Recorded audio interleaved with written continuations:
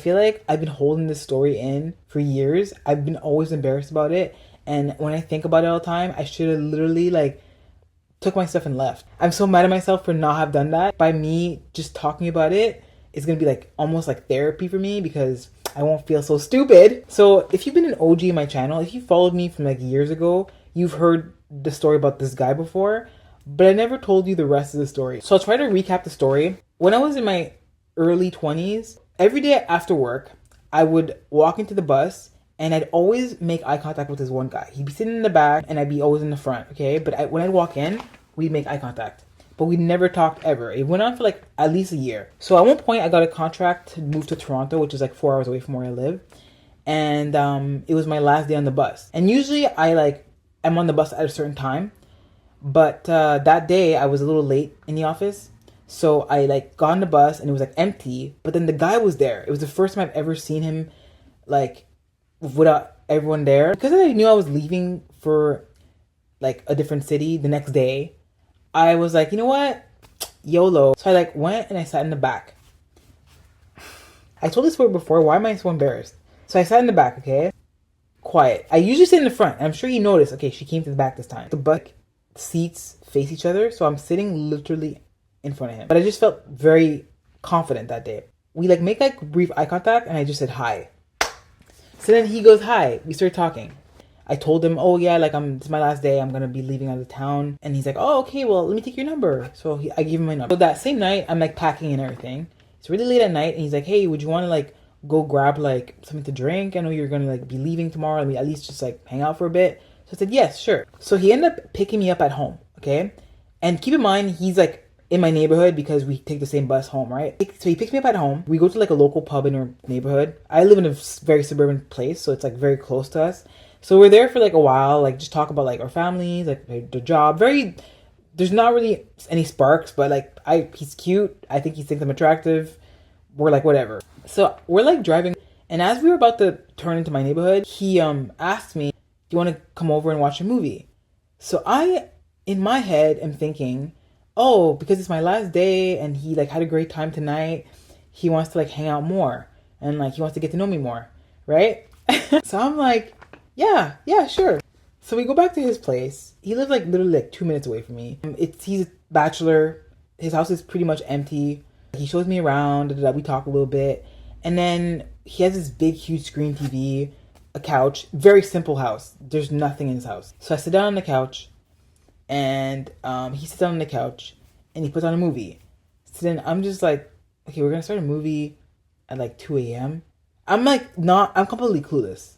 I'm like, we're going to start a movie? Like, I'm kind of like, okay, I'm starting to watch the movie. The movie's playing for like 2 minutes. And this man tries to make a move, like a really bold move. I'm not going to tell you what the move is, but he makes a move, okay? So then I'm like, whoop, oh, I'm so sorry. I hope by me being here, it's not giving you the wrong impression. But it got awkward. He was like, oh. And I'm just like, oh. And we're just like, oh. So then, like, he drives me home. If you heard the story before, this is where it ended. He drove me home.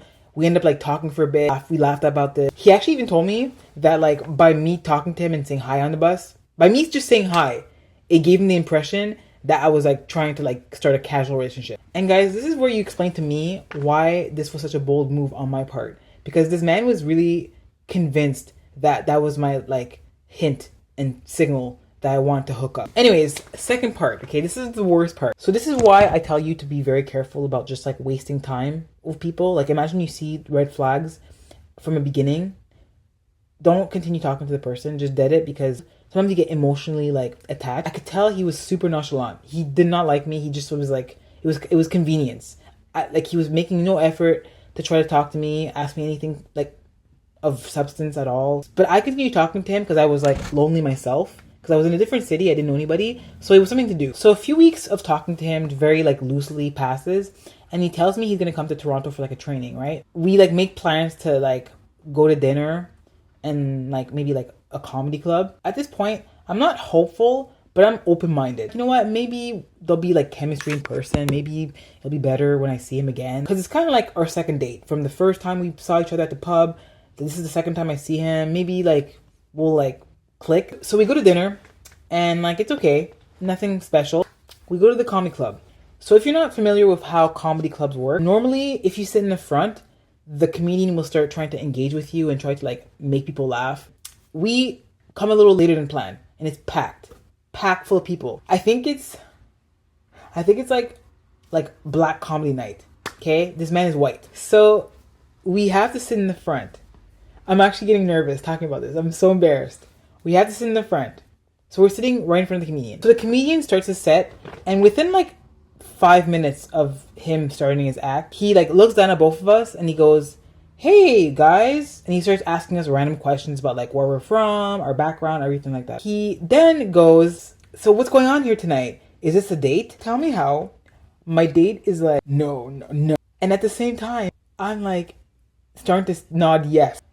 The way the crowd gasped, like the way they were like clutching their pearls. I looked up briefly and you saw some woman going like this. The way I looked at him, like I was so embarrassed, guys. I was so embarrassed. Like I should have walked out. And I'm mad and embarrassed I didn't walk out then. Anyways, that was the most embarrassing date I've been on. I felt so stupid. And you know what? Thank you to the comedian. The comedian could tell I was so embarrassed. So I think he saved the whole like awkwardness with a joke. But like internally, I was so like upset at myself. I was so mad. And I sat there the whole time embarrassed, knowing that like I probably should leave. To some people, you might be like, what's the big deal? But like if you're a woman, you know how embarrassing this could be. So like anyways, I just wanted to share this story. And in case you're wondering, I called him out for it. I said, then why are you bringing me out here if it's not like, what do you want from me? So if you're at the stage where you're like dating and everything like that, I've had some bad dates as well. Okay, I have to go. My daughter just woke up, but like, this is embarrassing. Okay.